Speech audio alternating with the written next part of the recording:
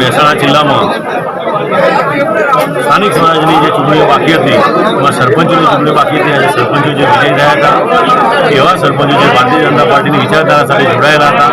અને ચૂંટણીમાં વિજય થયા છે એવા તમામ સરપંચોને અહીંયા બોલાવી અને અભિવાદન સમારોહ કર્યો।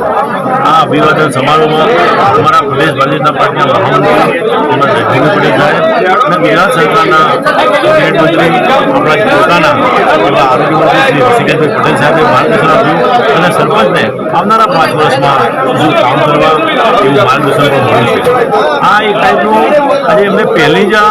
વખત જે જીત્યા હોય એમને થોડું માર્ગદર્શન મળી રહે અને આવનારા દિવસોમાં અમે દરેક વિધાનસભા દીઠ એક અભ્યાસ વર્ગ કરી અને સરપંચે 5 વર્ષમાં શું કરવું જોઈએ, પોતાની વિકાસની યોજનાઓ અને ગામમાં સારી રીતે કામ કરી શકે, સરકારની ગ્રાન્ટો કઈ ગ્રાન્ટો મળશે, કેટલી મળશે, એનું આયોજન કેવી રીતે કરવું તે માટે એક વર્કશોપ પણ રાખવાના છીએ અને એમને આવનારા 5 વર્ષમાં સારી રીતે કામ કરી શકે અને સરકારના પૈસા યોગ્ય રીતે વપરાય, ક્યાંય